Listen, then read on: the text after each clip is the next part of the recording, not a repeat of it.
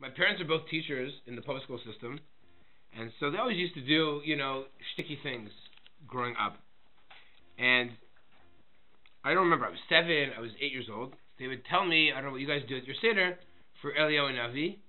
When your parents do this, they'd say, go to the door and open the door for Eliyahu and Avi, and then you'd come back, and the cost for Eliyahu and Avi would be like, lower or something like that. Because Eliyahu would come in, and so it's part of the shtick would be to step it later at night or wherever the case may be. And so you'd think that, did Eliyahu go to every single Seder? Like, how does he do that? Like, how does he get there? What does that mean? Like, what's it really all about? So I want to tonight talk a little about Eliyahu and Avi. I want to talk about this strange kos that we have at our Seder. I'm also going to connect it a little bit to this week's Parsha, or at least the maftir to this week's Parsha. Let's take a look, please, at source number 1. So this is a Mishnah in Pesachim. Mazgu lo kos shlishi. So what does mazgu mean? Poured. Poured for him the third kos. Mevarech al mizono. What do we do after the third kos? That's very interesting. What do we do? Re-bench. Excellent. Very good. Revi'i, meaning the... By the way, halachically, I should actually mention this. Mevarech al mizono, there's probably, a Gizon Haggadahs, a good halachic Haggadah will tell you that when you actually bench, you probably should hold a kos. Everyone individually should hold the kos in your hand. Just like a person who would lead benching, you should probably do that, because mevarech al mizono, you have the kos is part of the benching, right? So you probably have to hold the kos. Revi'i gomer es halal, probably for halal. I drive my wife crazy every year. She should hold the kos for halal as well, because the kos is part of the process. V'omer alav birkat hashir. So what is birkat hashir? This is machloket. Anybody know what machloket is? We actually do both. You want to take a guess? What is the birkat hashir referring to? Which one? Not as Yashir, we don't say it at the Seder. What do we do at the Seder? Birkat Hashir, it's either, some people say it's Nishmat Kochai, and some people say it's Yishtabach. What do we do, of course? We do both. Right, okay, good. Ben Kosot Halalu, meaning between the third and fourth, Im Rotzel Yishtad Yishteh. If you want to drink, I apologize. No, Ben Kosot Halalu can't be between the third and fourth. I was referring to 2 and 3. You're allowed to, if you want to drink more, drink more. Ben shalishi l'revi lo yishteh. Between 3 and 4, you're not allowed to drink any more. Okay, so the Gemara goes on to say, Amrlo Rav Chanan the Rava Shema Mina Birkas Hamazon Taun Kos. We see from here that for benching you need a kos. Amarlo, Arba Kisei Tiknu Rabbana Der Cherut. The rabbis enacted 4 cups of wine for Der Cherut, for freedom. Kochad v'chad Navi Be Mitzvah, and each one has a separate mitzvah. And therefore, each one has a mitzvah of benching. First one is Kiddush. Second one is for Magid, which is actually part of the Halal. Third one is for benching. The fourth one is for the end of Halal. Revi gomer alav et Halal v'omer alav berkat hashir. Okay, comes along Tosfos in source number 2, and he says, Revi omer alav halal gadol. Says the Tosfos, this is my girsa. Revi garsinan velo garsinan chamishi. Says the Bali Tosfos. The version of the Gemara that I have says there are how many cups of wine on Pesach? 4. And I'm not gores 5. What does not gores mean? The version that I have the Gemara doesn't have 5. Now what's it telling you? If Tosfos said, my version says there's 4, what's he saying? That the other people had 5. Have you ever heard of this? 5 cups of wine on Pesach? What? Comes along in the Siddur of Rav Amnon Gaon. Says the following: let's say a person wants to drink a 5th kos of wine. Chozer v'ochez kos chamishi. Person wants more to drink. You fill up a cup, and you say, "V'omer lav halal agadol v'chozer v'chotem b'yahalalucha shekach shanu chazal." This is how the rabbis taught us. Tanya, Chamishi Omer Lav Halel Hagadol Divrei Rabbi Tarfon. Can you believe it? The Siddur of Rav Amnon Gaon says that what? Do you know? You have 5 cups of wine that you have. And the 5th cup of wine, you recite Hallel. So if a person wants, there's unclear if you have to do it this way. if you want to do it this way, if you need to do it this way. It's a little bit unclear in his siddur. But regardless, here, pass it back. But regardless, what's he saying? That there's this, he quotes a Braita that Chazal said you have 5 cups of wine on Pesach. Now, it's unclear if he held this way or if this is just a version, but we see there's definitely a source for 5 cups of wine on Pesach. Comes along the Rif. And source number 4, listen what he says. Actually, let's just jump to, I wanted just to save time, go to the end of 4, beginning of 5. Tan Rabbanan, go to 5. Chamishi Omer Alav Halal Agado. The Tosfot said, I reject 5, and there should only be 4. But the Rif said, there's 5 cups of wine. The Siddur of Rav Amnon Gaon says what? That you can have 5 cups of wine. The Rambam, Hilchot Chametz Umatzah, source number 6. Achar kach notel yadav mevarach perkat hamazon, akos shlishi v'shituhu, you bench over the 3rd cup and then you drink. Achar kach mozeh kos reviva gomer levas halal, v'amer alav perkat ashir v'yihalalucha Hashem akom asecha, v'ar purigafen, v'en toem achar kach klum kol alo chutz min hamayim, v'yesh lo limzo kos chamishi, v'lomer alav halal agado, v'hu mehodu l'Hashem kitov al narat Bavel. Because there are others who hold that Halal Gadol is referring to Hodel Hashem Kitov. You know the Kidlam Chazdal, the long one that we do Shabbos Yom Tov morning. The others who hold that is what Hodel Hashem Kitov is referring to. Because that ain't a chova k'mar ba'kasot v'yesh l'gmot the Halal b'chol makom sheyirtzaf apish eno makom se'uda. So the Rambam says the 5th cost. It's not like the other. It's not like the other 4. You can do it. You don't have to. Very strange. What's this 5th cost? Like, is it mandatory? Is it Rashut? Is it Chova? Anyone ever heard of like 5 cups of wine on Pesach? Comes on the Ravid, 7. V'kos chamishi Rashut. Hu keneged v'heveti. V'lo tazo batar ifcha. V'agonim katfu, and he quotes the halach and the gaonim. What's he referring to v'heveti? Take a look at the psukim in source number 9. I'm sure many of you are familiar with them. I bolded. So there's different versions of it. There are different reasons why we have 4 kosot on Pesach. It's a Gemara in Pesachim. It's also Yerushalmi. One reason why we have these kosot on Pesach, probably the most popular one, probably the one that I think my kids are going to know at the Seder, which is the kid version, says, what are the Lashonon Geula? Take a look at source number 9. V'otzeti, v'yitzalti. I think it's even a song. V'otzeti, I don't know. Whatever. Yeah, it is a song, right? Do you know it? What is it? Or are they singing Oramet? Okay. Different. Okay, good. Good. I thought it was a song. It's also Chabad too. It's also Chabad? Yeah, Chabad too. So it's Chabad, Sephardi, and Lithuanian? Then for sure true. All the 3 Jews agree on something. That's a big deal. Okay. So the 4 Lashonot of Geula, and look at 5. Says the Ravid, and by the way, I found that the Maharal, I couldn't get a copy of this. It's in Gvurat Hashem. I saw reference in Gvurat Hashem. I went online. I couldn't find a copy of Gvurat Hashem anywhere. I was very upset. I spent like an hour and a half online looking for Gvurat Hashem. Couldn't find a text of it anywhere. Then I said, probably I should give up after wasting so much time. But regardless, it's from the word Veheveti. So let's understand this for a second. Look at these Lashon Veheveti. God will take us out. Save us. Redeem us. Take us. Now, which word is Veheveti? What does Veheveti mean? And I will bring us. Isn't that interesting? The 5th cost is, I'll bring us to the land of Israel. If you needed to look at these psukim, why would you stop at Velakachti? Why wouldn't you make Chazal this 5th cost of Veheveti? So think about it. When are Chazal creating this whole Seder? Because of the Daled Kosot? So one could argue maybe they're saying this isn't Galut. So in Galut, how are you going to say Veheveti? They're sitting in Mesopotamia, or they're sitting in Rome, or they're sitting in Egypt. How can you say Veheveti? There's a problem with that though. How can you say Vegalti? What? How can you say Vegalti? How could you even say Vegalti perhaps?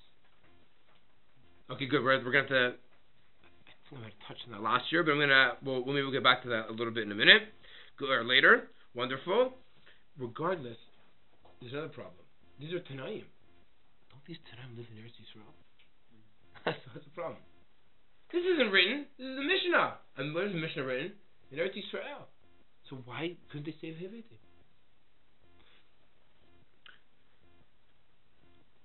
there's a when Tzvi Kalisher was one of the great leaders of the religious Zionist movement, he wanted to enact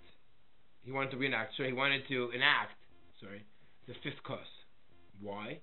Because he said, now we're now returning back to Israel, Shivat Zion. Why should we drink the fifth cup of wine? Why not drink it? Veheveti. The Rishonim holds you should have 5 cups of wine. The Rambam holds that it's Rishut. Maybe today, before 48, after 48, before 67, after 67, right? Whatever you want to say, maybe we should have the fifth kos. Veheveti Hashem al Aretz. We should drink another kos on this redemption. So it's a fascinating position to take from a halachic perspective. It's not really what I want to focus on. I just want to throw it out there. But we see that there's this concept of, do you have a fifth kos or not on Pesach? It comes on the Shulchan Aruch. What's the halacha? Source 8. Achar arba kosot eino rashai lishtot yayin elamayim. After you've drunk your fourth kos, you cannot have anything else to drink. So it appears in Shulchan Aruch Paskins, like the opinion that says, your 4 cups of wine. That's it. 4 cups of wine. Afterwards, nothing else. Comes on the Ramah. V'chol hamashkin dinan kiyayin. I'm sure you've heard this before, right? You can't drink anything after you've had the 4th cup. And all the mashkin, all the liquids, meaning tea or Coca-Cola or whatever, are like wine. Umi shehu istinus. What's an istinus? A person who's finicky. Do we see this halacha by? Or we see the halacha of the istinus comes up a lot in 9 days. Person who needs to shower, it's an istinus. Hill today, we're istinus. We're all istinus. Right? And today we don't shower once a week. Who can shower once a week? Well, it starts with istinus today. Right? Or ta'ev harbe lishtos. A person is tremendous desire to drink. He's very thirsty. Listen to this. Yachol lishtot kos chamishi v'omer alav halal agadol. Says the Ramah, you want to drink something? I will give you a hector to drink. What do? Pour a 5th cup of wine and recite Halal Gadol over it. Exactly what Halal Gadol is, whether it's Pesach or Machlokas, doesn't really matter so much. But I'm going to give you a halachic way to drink the 5th cup. You don't make a bracha over it, maybe. Do you make a bracha over it? Probably not. It's unclear. Let's assume you don't make a bracha over it, right? So that means when you drink your 4th kos, you got to keep in mind the 5th kos. Otherwise, if you think you're finished drinking, you for sure got to make a bracha over it. That's a given. So we see that the Shulchan Aruch, the Ramah anyways, builds in this possibility for a 5th kos. What happens in halacha when we're unsure about what to do with something? What do we call that? And you're learning Gemara, and the Gemara goes back and forth between different opinions, and it gets to a tie. How do you say tie in Hebrew? What's a tie in Hebrew? What's a tie in a soccer game in Israel called? A teku. No? Where'd they get that from? Never knew that? See, Israelis, they understand what they're doing, and are baki and shas. Right? In Israel, they're great expressions, like Talmudic expressions for so many things. People don't realize, it's just part of their daily language. In Israel, if there's a tie in soccer, they call it a teku. What's a teku stand for? Tishbi Yataret, Kushot Zubayat. Who's Tishbi? Eliyahu, Navi, Eliyahu, Tishbi. What happens when we don't know what to do in halacha? Eliyahu will decide what the halacha is going to be. Answer number 1. Why is this 5th kos at the Seder called kos shel Eliyahu? Because we don't know. Should we drink 4 cups of wine? Or do we have this 5th cup? It's machloket rishonim. Different opinions in the gonim. When you have a machloket, what do? Eliyahu will decide, hence we dubbed it kos shel Eliyahu. That's our first answer. We're going to use that as I call the halachic dimension, how to respond to the 5th kos. And now we're going to move it to the hashkafic dimension of the 5th kos. Question? Yeah. Okay, good. So you have to wait for that. Very good. Excellent. Okay. So answer number 1. Kosher Eliyahu is called the 5th kos. Why is it called the 5th kos? It's a machloket. Should you drink? Should you not drink? How you drink it? Can you drink it? Do you need it? Is it obligatory? Is it optional? We're not so sure. We call it Kosher Eliyahu. He will answer all of our dilemmas. But in Judaism, I have to use this as an example. I'm going to use that as an example. I believe that everything that we do in halacha has to have, and I've said this about Torah before, so I'm going to make sure I go out there. Everything that we do in Judaism has to be grounded in halacha, but if it's grounded only in halacha, and there's no meaning behind it, then we're just a bunch of robots. If it's all about meaning and emotion, then we're not grounded, and everyone can do whatever they want to do when they want to do it. So Judaism is that double edge. It's both has a shkafic dimension, and there has to be a halachic dimension. It has to be grounded in practical and what we do and why we do it. But then there has to be meaning behind it, or else it's just a bunch of, a robotic type of actions. With that interpretation, before we go to the next answer, I want to just prove my point. What is my proof in my point is source number 11. Again, like I said, I've said this about Torah before. Number 11.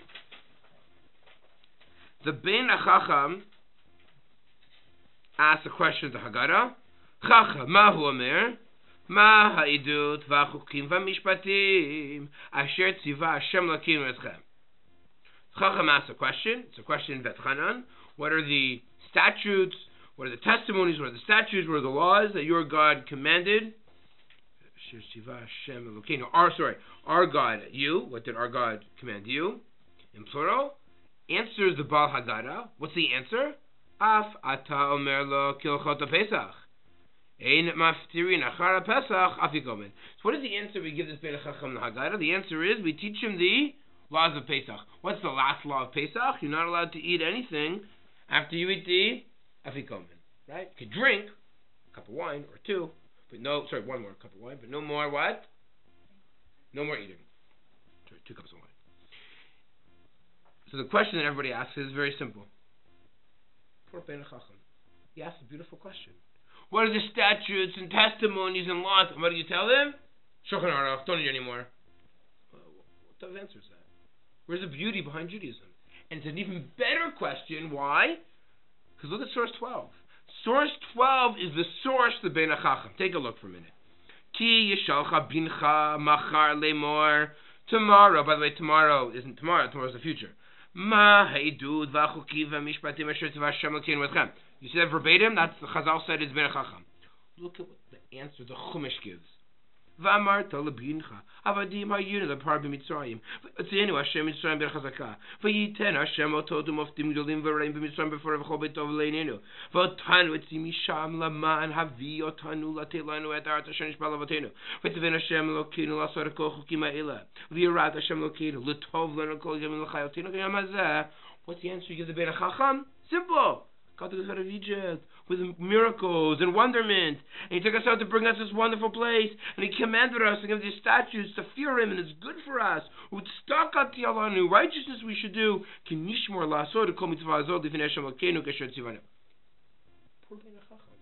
How come the Baal Haggadah didn't copy from Dvarim and paste it into the Baal Haggadah? Why is the Haggadah giving an answer different from the Torah? The Torah asks a great question. That's where we got the question from. Why not give the Torah's answer? Instead, the Baal Haggadah chose his own answer. And what's his answer? Shulchan Aruch. What about what? What the Chumash said. It's just a beautiful answer. Yabar Ben El said the following. Beautiful answer. Use this at your Seder. See source number 11? See the word after the comma? Af atom merlo? Says the Yabar Ben El the following. You don't understand. Of course you teach them what it says in the Chumash, because it says in the Chumash, what? This is what you need to tell people. The Chacham asked the question. Teach them the beauty of Judaism. God took us out of Egypt. He loves us. We are His nation. It's good for us. Torah mitzvot is wonderful. We need to go to the land of Israel. But, once you've taught them the hashkafa, the beauty of Judaism, make sure it's grounded in halacha. Every question in Judaism needs a 2-pronged response. Halachic and hashkafic. Has to be grounded in how to do it and why we do it. It's not sufficient Shulchan Aruch, and it's not sufficient just airy-fairy why we do things hashkafically. It has to be grounded, it has to be a dual attack and a dual approach. And that says the Baal Hagat, says the Abar Benel, is with the response we give the Ben Chacham. Meaning, Av Ata Omelo. Of course, additionally you teach him. Of course you teach him what it says in the Chumash. You teach everyone what it says in the Torah.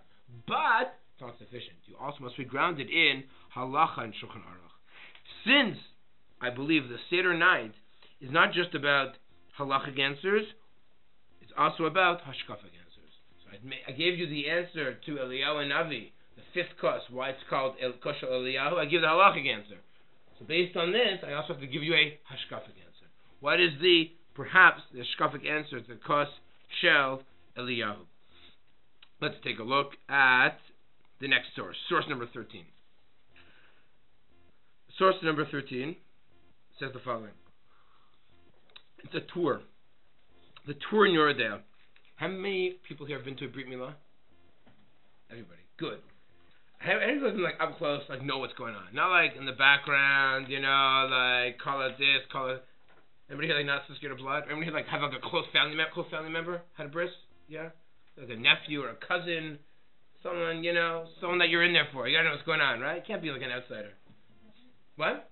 Brother. Or a brother? Yeah, it depends where you stood. It depends where you stood. So we do a lot of strange things at a bris, and one of them is a kisei shel Eliyahu. Many shuls have a kisei shel Eliyahu chair used for a bris only.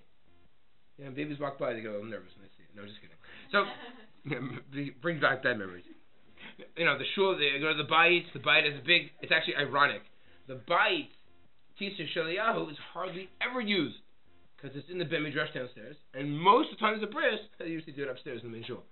They just pull out one of the chairs, the rabbi's chair, whatever it is. But many shuls have a kisei shel Eliyahu. It's like fancy, it's like sturdy, which is useful. There's like a good footrest for use like the Zaidi or the Rabbi for the Sunday. Okay. Why is there kisei shel Eliyahu? Why? Very good. Eliyahu goes and attends every bris. Eliyahu attends what? Not just every bris, but also every Pesach Seder. Why does Eliyahu attend every Pesach Seder and every bris? The punishment for him. Source number 13. Beautiful.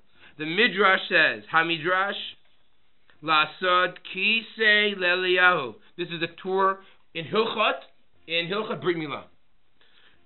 Al Shamar. This is what Eliyahu said. Kano kaniti lashem. I am zealous to God. Why?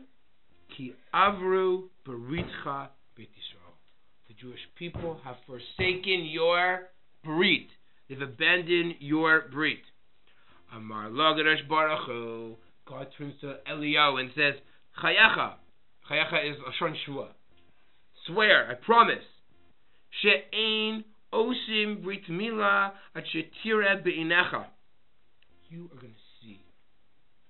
You're going to see every single brit. You said the Jewish people have abandoned your brit. They've forsaken the covenant. God says, I swear, you're going to see every single brit. Eyewitness account. From now and forever. You're going to attend thousands of bris. Britot. Say the English words. Easier, right? Bris is like a strange word to use, right? Forever, with your own eyes. Mikan hitkinu chachamim lasor kisei Eliyahu shehu nikra malach habrit. There's a study that was done in America in 1980s. I don't know if it still applies. I'm assuming it does. I don't have the numbers for Canada, but I'm assuming it's fairly accurate. A study was done. What are the two most common Jewish rituals among Jewish Americans? Pesach and Brit Milah. Now, the Pesach might be like at 6 p.m. and they might not have the right share of matzah and they might not lean properly. Okay, fine, I get that, right? But no, they say Pesach is more popular. Some connection to Pesach. Yeah, familial. It's food. It's gosh. Kippur is like a pain in the neck, Right. So the two most common rituals, also very family centered. You know what I mean? Like they're both families. You know what's interesting? What are the common denominators halachically with both of them? This is a great question. What are the common halachic denominators? What's common with both the Brit Milah and Pesach? Karet. Excellent. If you don't bring a korban Pesach, meaning if you violate a mitzvah aseh, usually if you violate a lo taseh, you're chayav karet. For example, mechal Shabbos, you're chayav karet. Mechal, you eat on Yom Kippur, you're chayav karet. So lo taseh, don't do this, and you do it. The only two positive commandments in the entire Torah, the only two mitzvah aseh that you're chayav karet for, are if you don't eat from the Korban Pesach. Now, if you're tameh, it's a different story. If you're tahor and you could have, and you don't, you violated a lo taseh. Two, if you don't have a brit milah. Now, it's, by the way, it's only if you're not after 8 days, but after you're 13, or maybe 20. But regardless, you still violate a lo. Not to do the aseh, you're chayav karet. Only two examples are Pesach and brit milah. What are the two holidays that we invite Eliyahu Hanavi to attend? Pesach and brit milah. Why? Eliyahu said the Jewish people have forsaken your brit, and therefore we bring Eliyahu to our Seder to show him. What are you talking about? Tonight is the night. Tonight is the most majestic evening of the entire year. And tonight we will invite the very person who said that the Jewish people have forsaken the covenant. Let him see what goes on in millions of Jewish homes throughout the world. Let him see the cost of Eliyahu, to show that he was mistaken. Third reason, perhaps, why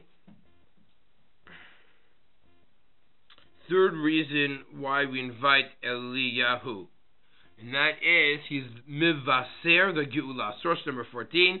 Hinei anochi sholech lachem et Eliyahu hanavi lifnei bo yom Hashem hagadol v'hanora.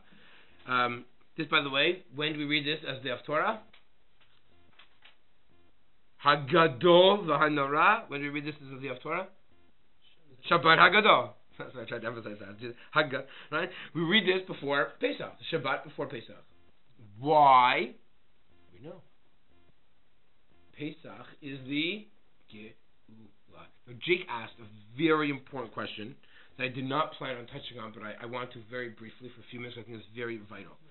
Jake said, I don't understand. Forget Veheveti. What about, how can you say Vigalti? How in the year 2013 can we say Vigalti? Meaning,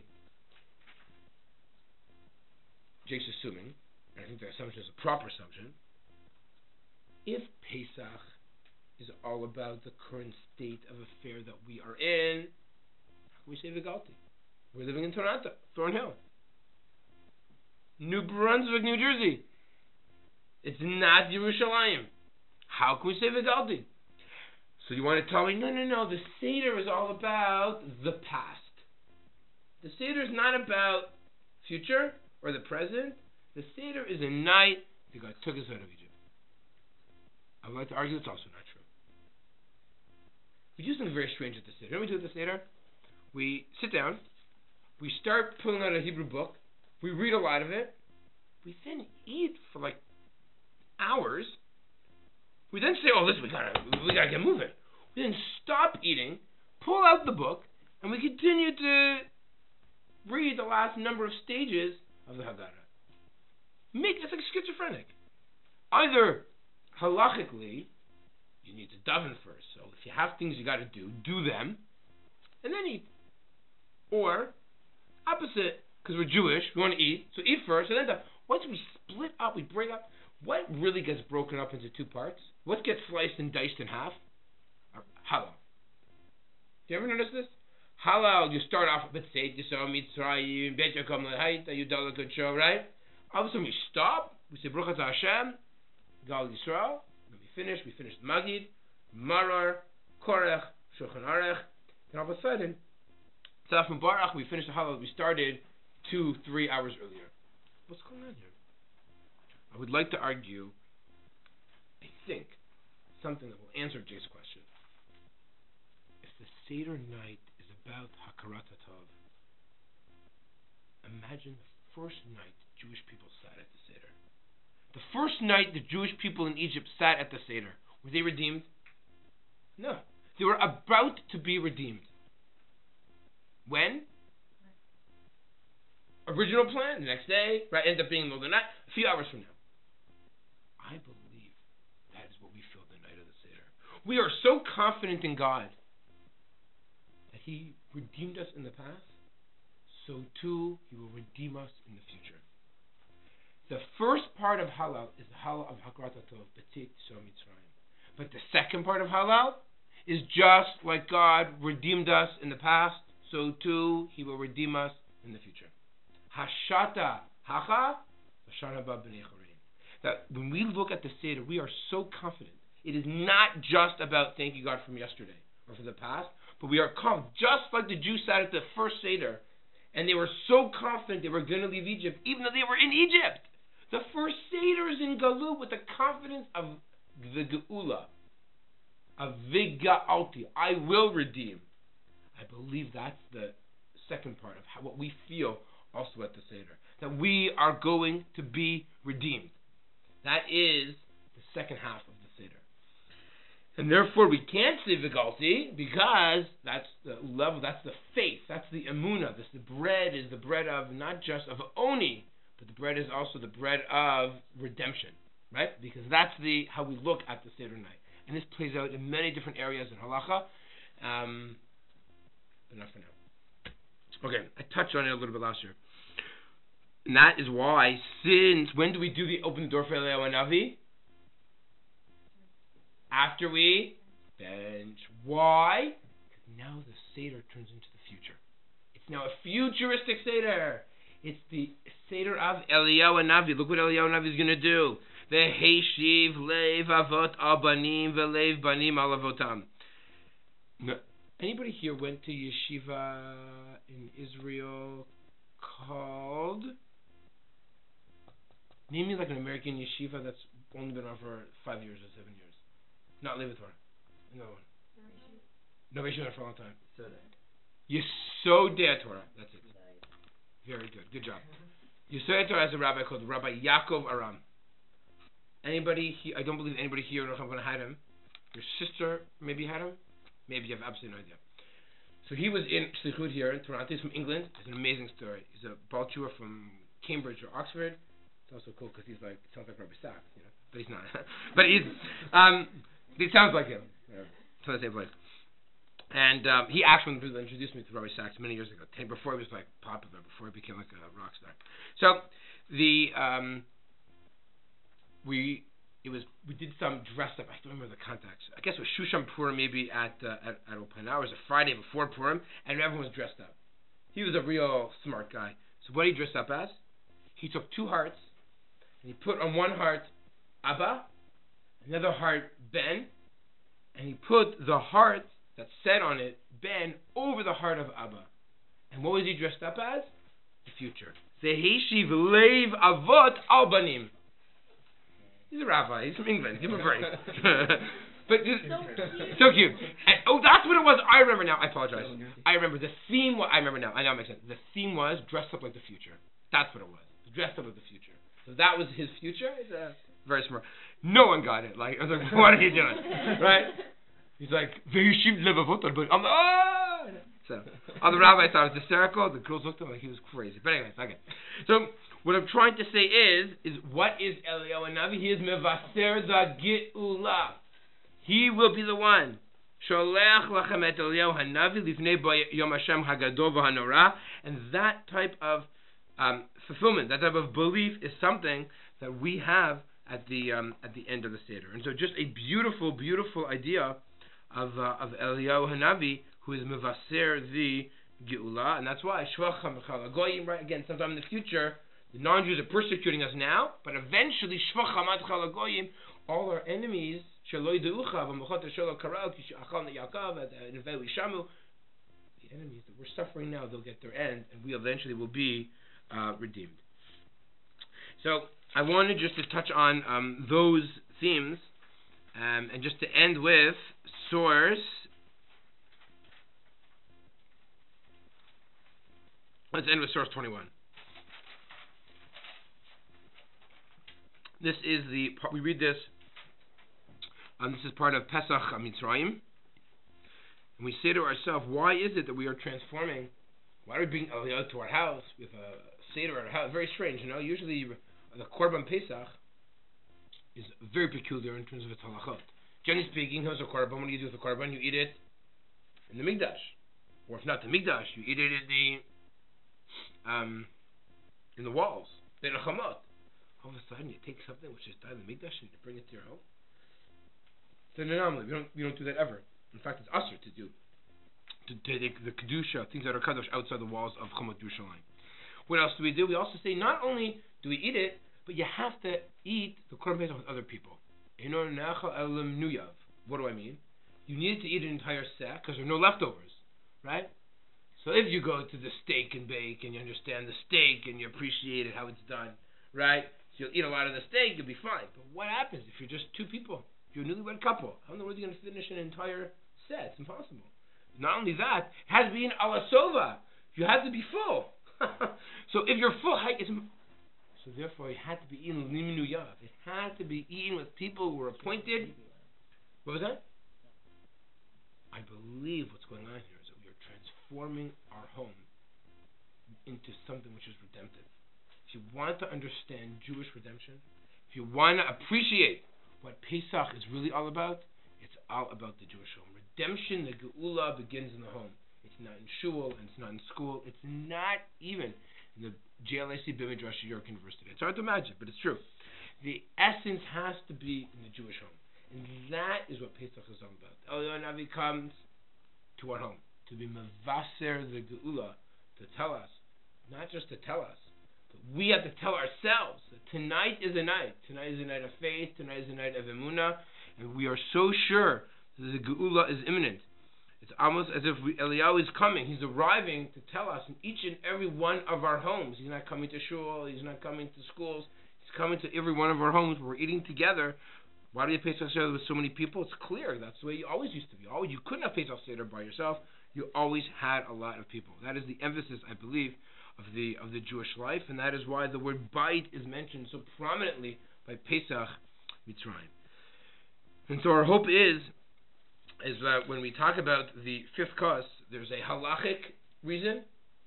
4 cups of wine, 5 cups of wine. How many veveti, not veveti? Is veveti something in the modern era? Is veveti something which we should have always done? And machlokes exactly how we should treat the fifth cup of wine. But the fifth cup of wine also represents Eliyahu Navi. It represents either Eliyahu is wrong, he's mistaken. We have not forsaken God's covenant.